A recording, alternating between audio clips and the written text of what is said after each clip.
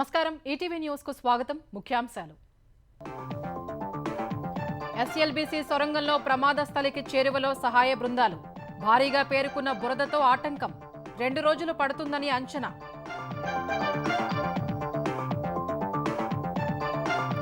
చిక్కుకున్న వారు బతికే అవకాశాలు లేవన్న మంత్రి జూపల్లి భారీ పరికరాలు తీసుకెళ్లే పరిస్థితి లేదని వెల్లడి మంత్రి ఉత్తమ్తో కలిసి పనుల పర్యవేక్షణ రేపటి నుంచి ఏపీ అసెంబ్లీ బడ్జెట్ సమావేశాలు ఉభయ సభల్ని ఉద్దేశించి ప్రసంగించనున్న గవర్నర్ భారీ భద్రతా ఏర్పాట్లు చేసిన పోలీసులు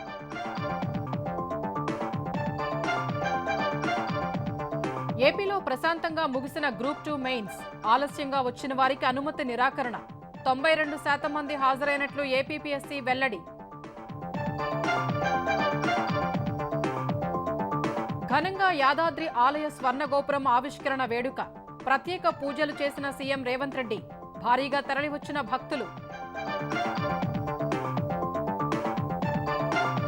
ఏఐ రంగంలో భారత పురోగతి అద్భుతమన్న ప్రధాని ఆదిలాబాద్ ఉపాధ్యాయుడి కృషికి ప్రశంస దేశంలో ఊబకాయం సమస్యపై మోదీ ఆందోళన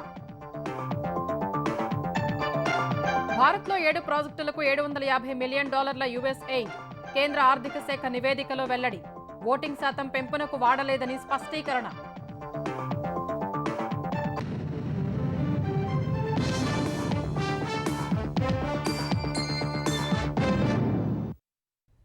శ్రీశైలం ఎడమగట్టు కాలువ ఎస్ఎల్బీసీ సొరంగం మార్గంలో చిక్కుకుపోయిన 8 మందిని రక్షించేందుకు సహాయ బృందాలు ప్రయత్నాలు కొనసాగిస్తున్నాయి. ప్రమాద స్థలికి 50 మీటర్ల దూరానికి చేరుకున్న సహాయ బృందాలకు పైకప్పు కూలిన చోట పేరుకున్న మట్టి, బురద, ప్రవహిస్తున్న నీరు సవాలు విసురుతున్నాయి. సైన్యం, ఎన్డీఆర్ఎఫ్, ఎస్డీఆర్ఎఫ్, సింగరేణి, హైడ్రా సహాయ బృందాలతో ఇప్పటికే పనిచేస్తూ ఉండగా నేవీ నిపుణుల్ని రప్పిస్తున్నారు. లోపల చిక్కుకున్న వారి విషయంలో పరిస్థితులు ఏమాత్రం ఆశాజనకంగా లేవని మంత్రి జూపల్లి కృష్ణారావు ఆందోళన వ్యక్తం చేశారు. శ్రీశైలం ఎడమగట్టు కాలువ సొరంగ మార్గంలో చిక్కుకున్న 8 మంది ఆచూకీ కోసం సహాయ చర్యలు కొనసాగుతున్నాయి.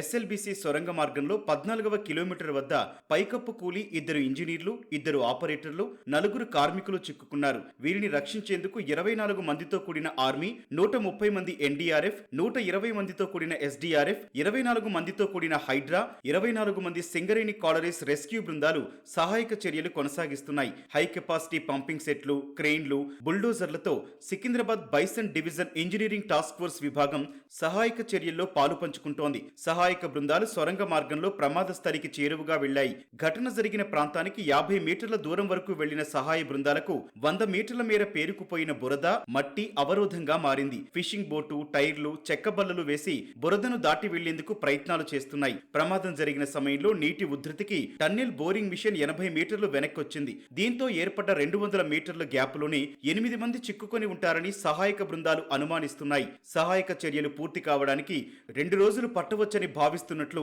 సింగరేణి రెస్క్యూ బృందం తెలిపింది. మట్టి తప్పనిసరిగా మరి బయటికి వచ్చినది, దాంతోపాటుగా నీళ్లు వచ్చినాయి. బోరింగ్ మిషనే కొంత డిస్ప్లేస్ అవ్వడము కూడా మనం గమనించవచ్చు. జరిగిన డ్యామేజ్ తీవ్రంగా ఉన్నది కనుక మనము ఇప్పుడే ఏ విషయాన్ని చెప్పలేము. అయినప్పటికీ మనము మరి వాళ్ళకు ఏమైనా ఎయిర్ ప్యాకెట్స్ కనుక ఉన్నట్టయితే అందులో మరి సర్వైవ్ అయ్యే అవకాశము ఉంటుంది, కానీ చాలా తక్కువ అని మేము భావిస్తున్నాం. సిల్ట్ మాత్రం 0.3 నుంచి వెళ్ళి 2.5 మీటర్ మేరకు సిల్ట్ పేరుకపోవడం జరిగినది. మరి ఫస్ట్ వాటర్ను క్లియర్ చేసిన తర్వాత సిల్ట్ తీయడానికి కోసము మరి ప్రణాళికలు ఉన్నాయి. అవన్నీ కూడా ఒక 1-2 డేస్ లోపల పూర్తిగా చేయగలుగుతామని మేము అనుకుంటున్నాం. 2-3 డేస్లలో వాళ్ళని తీసుకురాగలుగుతామని మేము అనుకుంటున్నాం. సహాయక చర్యలను మంత్రులు ఉత్తమ్ కుమార్ రెడ్డి, జూపల్లి కృష్ణారావు పర్యవేక్షిస్తున్నారు. మంత్రులు లోకో ట్రైన్లో సొరంగంలోకి వెళ్లారు. ఎన్డీఆర్ఎఫ్, ఆర్మీ ఉన్నతాధికారుల బృందంతో సమీక్ష నిర్వహించారు. సొరంగంలో నీరు, బురద తోడేసే పనులు సాగుతున్నాయని మంత్రి జూపల్లి కృష్ణారావు వివరించారు. టన్నెల్ లోపల పరిస్థితి భయంకరంగా ఉందని, అవసరమైన యంత్రాలు లోపలికి తీసుకెళ్లలేని పరిస్థితి ఉందని జూపల్లి తెలిపారు. లోపల చిక్కుకున్న కార్మికుల నుంచి ఎలాంటి శబ్దాలు రావట్లేదన్న ఆయన వారి విషయంలో పరిస్థితి ఆశాజనకంగా లేదన్నారు. The debris is almost, the heap-like thing is almost around 23 feet or 20 feet. The last leftover is hardly 4-5 feet. We can't say now. We are hopeful, but the kind of the incident took place very serious. Chances are not that good. They shouted many names, but no response from the other side. Reached almost almost just 100 leftover was only 100 feet. No machine can go inside. The intensity is so big. As per the incident, what I felt inside, it was so lucky 42 people could come out. Because few people came out by swimming. NDRF team है, defense teams है, Navy का भी आ रहे हैं. So we are not sparing any effort. Hydraa commissioner Ranganath సైతం tunnel ప్రమాద సహాయక చర్యలపై సమీక్షించారు. కేంద్రంలోని ఎన్డీఏ ప్రభుత్వం ముఖ్యమంత్రి రేవంత్ రెడ్డిని కాపాడుతోందని కేటీఆర్ ఆరోపించారు. అమృత్ కుంభకోణంపై ఆధారాలు సమర్పించినప్పటికీ ఇప్పటివరకు కేంద్ర ప్రభుత్వం ఎలాంటి చర్యలు తీసుకోలేదని ఆయన ఎక్స్లో విమర్శించారు. అనుభవం లేకపోయినా రేవంత్ రెడ్డి తన బావమరిదికి అమృత్ పథకం కింద 1137 కోట్ల కాంట్రాక్టును కట్టబెట్టారని మండిపడ్డారు. బిల్డర్ల వద్ద ఆర్ఆర్ ట్యాక్స్ వసూలు చేస్తున్నారని స్వయంగా ప్రధాని మోదీని ఆరోపించినా ఇప్పటివరకు ఎలాంటి చర్యలు లేవని పేర్కొన్నారు. తెలంగాణ రెవెన్యూ మంత్రిపై జరిగిన ఈడీ దాడుల్లో పెద్ద మొత్తంలో డబ్బు గుర్తించినట్టు మీడియాలో కథనాలు వచ్చినా ఇప్పటివరకు ఎందుకు మళ్లీ దానిపై మాట్లాడలేదని ప్రశ్నించారు. ఎస్ఎల్బీసీ సొరంగం కూలిన ఘటన, సుంకిశాల రిటైనింగ్ వాల్ పడిపోయిన ఘటనలపై కనీసం నేషనల్ డ్యామ్ సేఫ్టీ అథారిటీ వంటి ఏజెన్సీలు స్పందిస్తాయేమో వేచి చూడాలని కేటీఆర్ పోస్ట్ చేశారు.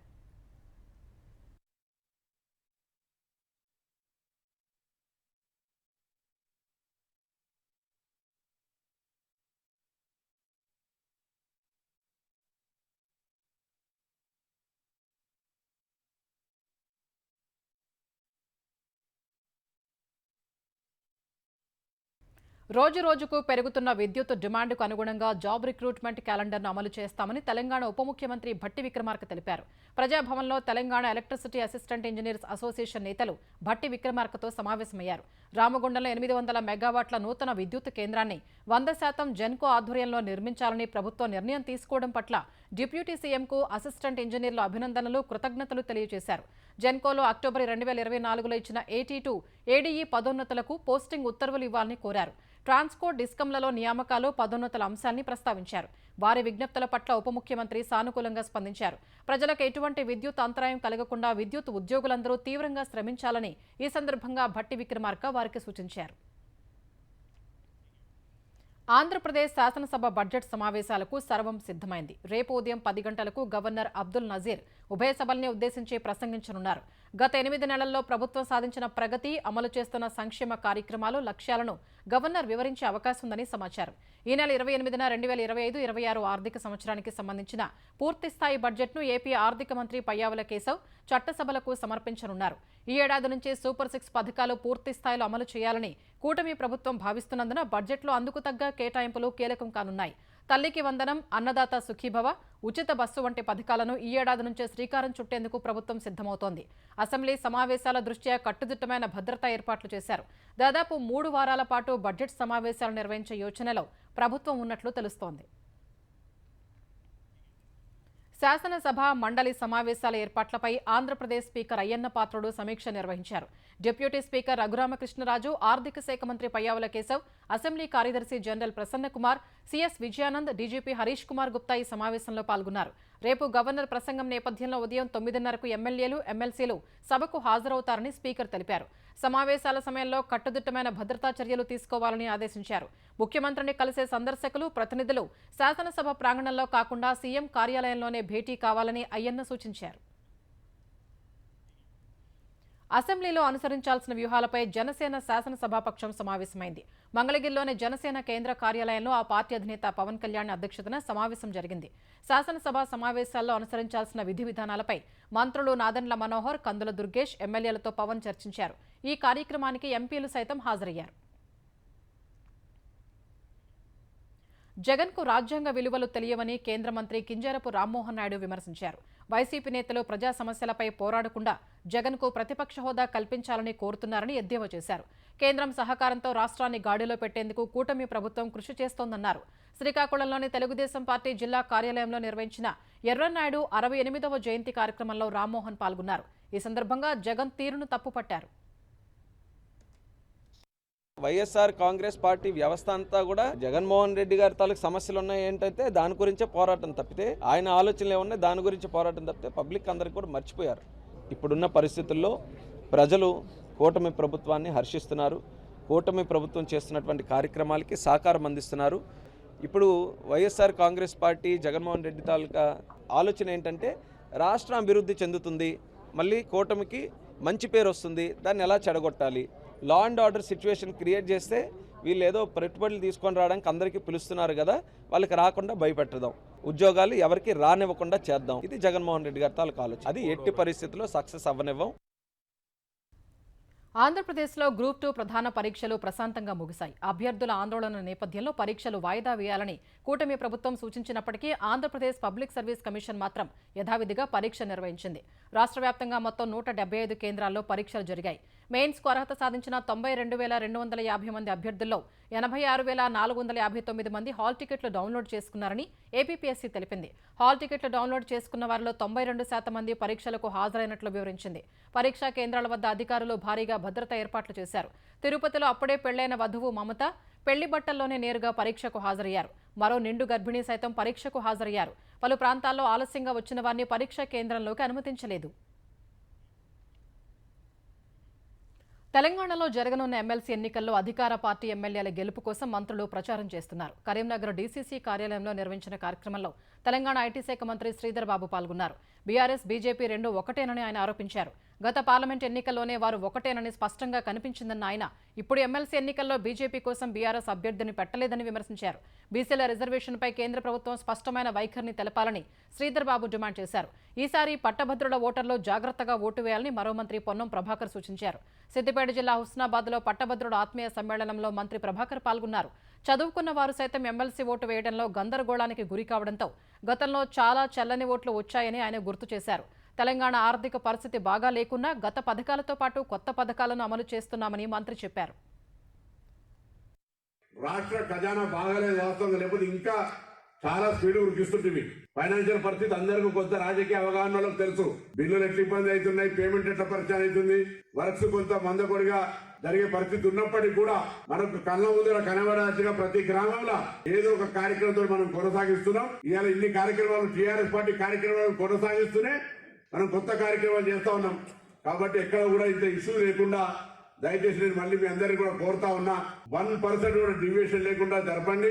పట్టభద్రులకు సంబంధించిన వాళ్ళకి తెలుసు, కానీ అప్పుడప్పుడు చదువుకున్న వాళ్ళు కూడా కొంచెం పొరపాటు చేస్తారు. పోయినసారి కూడా చాలా చెల్లనట్లుండే.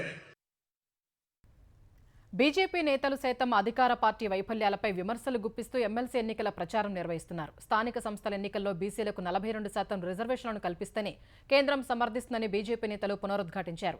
నిజామాబాద్లో ఉపాధ్యాయులతో సమావేశమైన ఎంపీ అరవింద్ కాంగ్రెస్, బీఆర్ఎస్ వైఫల్యాన్ని గుర్తు చేశారు. ఆదిలాబాద్లో ప్రచారం నిర్వహించిన కేంద్ర మంత్రి కిషన్ రెడ్డి కులగణన రీసర్వే చేయాలని డిమాండ్ చేశారు. అప్పుల కోసం లేఖలు రాసేందుకే తెలంగాణ ప్రభుత్వం ప్రత్యేకంగా టాస్క్ ఫోర్స్ ఏర్పాటు చేసిందని విమర్శించారు. సీఎం విసురుతున్న సవాళ్లను కిషన్ రెడ్డి ఎద్దేవా చేశారు. కేసీఆర్ యొక్క అనాలోచితమైనటువంటి ద్వంద్వ విధానాల కారణంగా ఆయన 8 లక్షల కోట్ల రూపాయలు అప్పు చేశారు. తెలంగాణ ప్రజల మీద భారం వేశారు. మేము వచ్చిన తర్వాత పెద్ద ఉద్ధరిస్తామని చెప్పి 14 నెలలుగా కాంగ్రెస్ పార్టీ కూడా అదే బాటలో ప్రయాణం చేస్తాం. ఈ ప్రభుత్వము అప్పుల ద్వారానే ఈ రాష్ట్రంలో ఉన్నటువంటి రోజువారీ కార్యక్రమాలు కొనసాగించే పరిస్థితి ఉన్నది. ఇదే విధంగా కొనసాగితే రాష్ట్రంలో ఆర్థిక సంక్షోభం వచ్చేటువంటి పరిస్థితి ఏర్పడింది. ఆయన ఇచ్చినటువంటి గ్యారంటీలలో ఒక 20%, ఒక 30% అమలు చేసి సవాలు విసిరితే బాగుంటుంది. ఏమీ చేయకుండా నా దగ్గరికి చర్చకు వచ్చి నోరు ఎల్లబెట్టాల్సిన పరిస్థితి వస్తుంది. కొత్త లిక్కర్ బ్రాండ్స్కు Telangana beverages corporation limited TGBCL ఆహ్వానం పలికింది. ప్రభుత్వ ఆదేశాల మేరకు కొత్త కంపెనీల మద్యం బ్రాండ్లకు అనుమతి ఇవ్వనుంది. దేశ విదేశీ మద్యం తయారీ సంస్థలు తమ బ్రాండ్లను తెలంగాణలో విక్రయించడానికి టీజీబీసీఎల్ దరఖాస్తులను స్వీకరించనుంది. కొత్త కంపెనీలు ఇతర రాష్ట్రాల్లో తాము అమ్ముతున్న మద్యం నాణ్యతపై ఎలాంటి ఆరోపణలు లేవని స్వీయ ధృవీకరణ పత్రాన్ని దరఖాస్తుతో పాటు జతపరచాలని షరతు విధించింది. కొత్త కంపెనీల నుంచి వచ్చిన దరఖాస్తుల్ని 10 రోజులు ఆన్లైన్లో ఉంచి అభ్యంతరాలను స్వీకరించాలని నిర్ణయం తీసుకుంది. అభ్యంతరాలపై విచారణ జరిపిన తర్వాతే అనుమతులు ఇవ్వాలని టీజీబీసీఎల్ నిర్ణయించింది. టీజీబీసీఎల్లో ఇప్పటికే రిజిస్టర్ అయిన సరఫరాదారులు ప్రస్తుత పద్ధతిలోనే కొత్త బ్రాండ్లకు దరఖాస్తు చేసుకోవచ్చని వెల్లడించింది. భూపాలపల్లిలో సామాజిక కార్యకర్త రాజలింగమూర్తి హత్య కేసును పోలీసులు ఛేదించారు. 7 నిందితుల్ని పోలీసులు అరెస్టు చేయగా మరో 3 పరారీలో ఉన్నట్లు తెలిపారు. మేడిగడ్డ బ్యారేజీ ప్రాజెక్టులో అవినీతి అక్రమాలపై కోర్టులో పిటిషన్ దాఖలు చేసిన రాజలింగమూర్తిని ఈ నెల 19న దారుణంగా హతమార్చారు. కళ్లల్లో కారం చల్లి కత్తులతో పొడిచి కిరాతకంగా హత్య చేసినట్లు భూపాలపల్లి జిల్లా ఎస్పీ కిరణ్ ఖరే చెప్పారు. ప్రత్యక్షంగా పరోక్షంగా మొత్తం 10 మంది హత్యలో పాల్గొనగా కాల్ డేటా ఆధారంగా నిందితులు రేణికుంట్ల సంజీవ్, సేమంత్, మోరేకుమార్, కిరణ్, కొమరయ్య, కృష్ణ, సాంబయ్యల్ని అరెస్టు చేసినట్లు పోలీసులు తెలిపారు. ఎకరం భూమి వివాదమే హత్యకు దారితీస్తుందని ఎస్పీ కిరణ్ ఖరే చెప్పారు. మున్సిపల్ మాజీ వైస్ చైర్మన్ కొత్త హరిబాబు, మరో 2 నిందితులు పరారీలో ఉన్నారని వివరించారు. ఈ మర్డర్ లో total 4 persons first A1 to A4 they participated physically while 2 persons they observe the movement of Rajalingam. ఈ మర్డర్ గురించి ఇనిషియేట్ 2-3 నెలల ముందు ఇది స్టార్ట్ అయింది. దాంట్లో సంజీవ్ ఫ్యామిలీ మెంబర్స్ పాటు తర్వాత రిమైనింగ్ మెంబర్స్ పాటు అతను అప్రోచ్ అయింది. ఈ సంజీవ్ కొత్త హరిబాబు అతని దగ్గర కూడా అప్రోచ్ అయింది. అప్పుడు ఈ కొత్త హరిబాబు అతనికి చెప్పాడు, ఓకే నువ్వు ముందు వెళ్ళు, నేను చూసుకుంటా, నేను ఏదైనా బెయిల్ గురించి ఎక్స్పెన్సెస్ గురించి ఏదైనా ఉంటే అది కూడా నేను చూసుకుంటా. ఇప్పటి వరకు అరెస్టెడ్ టోటల్ 7 మెంబర్స్, ఇంకా కూడా 3 మెంబర్స్ అబ్స్కాండింగ్ ఉన్నారు. దాంట్లో మేజర్ కన్స్పిరేటర్ హరిబాబు కూడా ఇంకా అబ్స్కాండింగ్ ఉన్నారు. ఫ్యూచర్ సిటీ మెట్రో కారిడార్కి సంబంధించిన సర్వే పనులు వేగంగా సాగుతున్నట్లు Hyderabad metro rail MD NVS Reddy తెలిపారు. సర్వే పనుల్ని ఆయన క్షేత్రస్థాయిలో పరిశీలించి అధికారులకు పలు సూచనలు చేశారు. శంషాబాద్ ఎయిర్పోర్టు నుంచి ఫ్యూచర్ సిటీకి వెళ్లే మెట్రో మార్గం దాదాపు 40 కిలోమీటర్లు ఉంటుందని, ఈ మార్గంలో 40 నిమిషాల్లోనే గమ్యాన్ని చేరుకోవచ్చని తెలిపారు. ఫ్యూచర్ సిటీ కాలుష్యరహిత గ్రీన్ సిటీగా ప్రపంచంలోని అద్భుత నగరాల సరసన చేరాలనేది ముఖ్యమంత్రి రేవంత్ రెడ్డి సంకల్పమని చెప్పారు. అందులో భాగంగా హెచ్ఎండిఏ, టీజీఐఏసీతో కలిసి మెట్రో రైలు విస్తరణ ప్రణాళిక సిద్ధం చేస్తోందన్నారు. భవిష్య నగరికి అంతర్జాతీయ స్థాయి ప్రయాణ సౌకర్యాలు కల్పించడంలో మెట్రో రైలుతో కూడిన గ్రీన్ కారిడార్ ప్రముఖ పాత్ర పోషిస్తుందని ఎన్వీఎస్ రెడ్డి తెలిపారు. ప్రధాని మోదీ ఆధ్వర్యంలోని ఎన్డీఏ ప్రభుత్వం విశాఖ స్టీల్ ప్లాంట్ని పూర్తి స్థాయిలో తిరిగి నిలబడే విధంగా చర్యలు చేపట్టిందని కేంద్ర ఉక్కు శాఖ సహాయ మంత్రి భూపతిరాజు శ్రీనివాస్ వర్మ చెప్పారు. కేంద్ర బడ్జెట్పై విశాఖలో బీజేపీ ఆధ్వర్యంలో మేధావుల సమావేశం జరిగింది. ఈ భేటీలో ముఖ్య అతిథిగా పాల్గొన్న శ్రీనివాస్ వర్మ కార్మికులు సమిష్టిగా కృషి చేస్తేనే స్టీల్ ప్లాంట్లో పూర్తి స్థాయి ఉత్పత్తి ఆరంభించేందుకు వీలవుతుందని సూచించారు. స్టీల్ ప్లాంట్ విషయంలో బీజేపీ తన మాటను నిలబెట్టుకుందన్నారు. కేంద్ర బడ్జెట్ వికసిత్ భారత్ లక్ష్యంగా ఉందని వివరించారు. 11,400 కోట్లు ప్యాకేజీ ప్రకటించాక కూడా ఇంకా స్టీల్ ప్లాంట్ భవిష్యత్తు మీద కొన్ని అనుమానాలు. స్టీల్ ప్లాంట్ రాబోయేటువంటి రోజుల్లో ప్రైవేటైజేషన్ అయిపోతుంది. స్టీల్ ప్లాంట్ నే కనుక ప్రైవేటైజేషన్ చేయాలి అంటే ఈ 11,440 కోట్లు ప్రాజెక్ట్ ప్యాకేజ్ ఇచ్చేవాళ్ళం కాదు. ఏదైతే కాంట్రాక్ట్ కార్మికుల విషయంలో అయితే మీరు ప్రస్తావించినటువంటి విషయం ఉందో అందరితో మాట్లాడి ప్లాంట్ పునరుద్ధరణకి ముందుకు వెళ్తాం అనేటువంటి విషయం చెప్తాం. ఇప్పుడు అసలు ఇంత డబ్బు మేము ప్యాకేజీ ఇచ్చాక జీతాలు ఇవ్వం, లేకపోతే జీతాలు ఇంకో సంవత్సరం పడుతుంది, ఇంకో 8 నెలలు పడుతుంది, ఇంకో 6 నెలలు పడుతుందని ఏ విధంగా భావిస్తారని అడుగుతా ఉన్నారు. రాబోయేటువంటి 10-15 రోజుల్లో జీతాలు పూర్తిగా అందుతాయి. ప్రముఖ పుణ్యక్షేత్రం యాదగిరిగుట్ట శ్రీ లక్ష్మీ నరసింహస్వామి ఆలయంలో స్వర్ణ విమాన గోపురం ఆవిష్కరణ కార్యక్రమం కన్నుల పండుగగా జరిగింది. ఆలయ దివ్య విమాన స్వర్ణ గోపురాన్ని సీఎం రేవంత్ రెడ్డి ఆవిష్కరించి స్వామివారికి అంకితం చేశారు. అనంతరం ఆగమ శాస్త్రం ప్రకారం ప్రత్యేక పూజలు చేశారు. స్వయంభువుల్ని దర్శించుకున్న సీఎం రేవంత్ రెడ్డి దంపతులకు అర్చకులు వేద ఆశీర్వచనం అందజేశారు. భక్తులు, దాతలు సమర్పించిన విరాళాలతో దేశంలో ఎక్కడా లేని విధంగా 68 కిలోల బంగారంతో ఆలయ గోపురాన్ని స్వర్ణమయంగా తీర్చిదిద్దారు. స్వర్ణ విమాన గోపురాన్ని తిలకించేందుకు భక్తులు పెద్ద సంఖ్యలో తరలివచ్చారు. సామాన్య భక్తులకు ఇబ్బందులు లేకుండా అధికారులు ప్రత్యేక చర్యలు తీసుకున్నారు.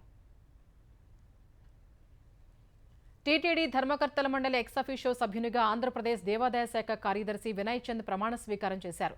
శ్రీవారి ఆలయంలో టీటీడీ అదనపు ఈవో వెంకయ్య చౌదరి ఆయనతో ప్రమాణ స్వీకారం చేయించారు. అనంతరం కుటుంబ సమేతంగా వినయ్ చంద్ స్వామివారిని దర్శించుకున్నారు. రంగనాయకుల మండపంలో పండితులు వేదాశీర్వచనం చేశారు. శ్రీవారి చిత్రపటం, తీర్థ ప్రసాదాల్ని అందించారు. హమాస్ మిగతా బందీల్ని విడుదల చేస్తే తప్ప పాలస్తీనా ఖైదీల్ని విడిచిపెట్టబోమని ఇజ్రాయెల్ ప్రధాని బెంజమిన్ నెతన్యాహు స్పష్టం చేశారు. తొలి విడత కాల్పుల విరమణ ఒప్పందంలో భాగంగా మిగిలిన ఇజ్రాయెల్ బందీల్ని విడిచిపెట్టాలని హమాస్కు సూచించారు. లేకపోతే అదే ఒప్పందం మేరకు విడుదల చేస్తామన్న 600 మంది పాలస్తీనా ఖైదీల్ని విడిచిపెట్టబోమని తేల్చెప్పారు. శనివారం 6 ఇజ్రాయెల్ బందీల్ని విడిచిపెట్టింది. ఈ మేరకు జైళ్లలో ఉన్న 600 మంది పాలస్తీనా ఖైదీల్ని ఇజ్రాయెల్ విడిచిపెట్టాలి. కానీ మిగతా బందీల్ని హమాస్ వదిలిపెట్టే వరకు తాము విడుదల చేయబోమని నెతన్యాహు వెల్లడించారు. నెతన్యాహు వ్యాఖ్యల్ని హమాస్ ఖండించింది. ఇజ్రాయెల్ కాల్పుల విరమణ ఒప్పందాన్ని ఉల్లంఘిస్తోందని ఆరోపించింది. మరోవైపు వెస్ట్ బ్యాంక్లోని హమాస్ మిలిటెంట్ స్థావరాలు ఉన్న ప్రాంతాలకు ఇజ్రాయెల్ యుద్ధ ట్యాంకులు పంపుతోంది. యుద్ధం కారణంగా పాలస్తీనా పౌరులు పారిపోయిన ప్రదేశాల్లో ఏడాది పాటు సైనికుల్ని మోహరిస్తామని ఇజ్రాయెల్ వెల్లడించింది. ప్రపంచవ్యాప్తంగా వివిధ రంగాల్లో అద్భుత విజయాలు సాధించిన మహిళలకు ప్రపంచ మహిళా దినోత్సవం రోజు తన సోషల్ మీడియా ఖాతాలో అప్పగించనున్నట్లు ప్రధాని మోదీ తెలిపారు. ఆ ఒక్కరోజు వారు తమ అనుభవాల్ని దేశ ప్రజలతో పంచుకుంటారని చెప్పారు. మన్ కీ బాత్ కార్యక్రమంలో ప్రధాని మోదీ వివిధ అంశాలపై తన అభిప్రాయాన్ని వివరించారు. ఇస్రోలో మహిళల భాగస్వామ్యం పెరగటం ఇటీవల భారత్ సాధించిన విజయాల్లో మరొకటని తెలిపారు. దేశంలో అంతకంతకు పెరుగుతున్న ఊబకాయం సమస్యపై ఆయన ఆందోళన వ్యక్తం చేశారు. ప్రతి 8 మందిలో ఒకరు ఊబకాయం సమస్యతో బాధపడుతున్నట్లు సర్వేల్లో వెల్లడి కాగా గత కొన్నేళ్లలో ఆ సంఖ్య రెట్టింపైనట్లు చెప్పారు. దేశ ప్రజలు బలంగా ఆరోగ్యంగా ఉండాల్సిన అవసరం ఉందన్నారు. అందుకోసం వంట నూనెల వాడకాన్ని 10% తగ్గించాలని ప్రధాని మోదీ పిలుపునిచ్చారు. అంతరిక్షం, కృత్రిమ మేధ రంగాల్లో యువత భాగస్వామ్యం పెరగటం కొత్త విప్లవానికి నాంది పలుకుతున్నట్లు చెప్పారు. తెలంగాణలోని ఆదిలాబాద్ జిల్లాకు చెందిన ఒక ప్రభుత్వ పాఠశాల ఉపాధ్యాయుడు తోడాసం కైలాష్ గిరిజన భాషల సంరక్షణ కోసం ఏఐ టూల్ ద్వారా కొలామీ భాషలో పాటలు కంపోజ్ చేసి అద్భుతం సృష్టించారని మోదీ కొనియాడారు.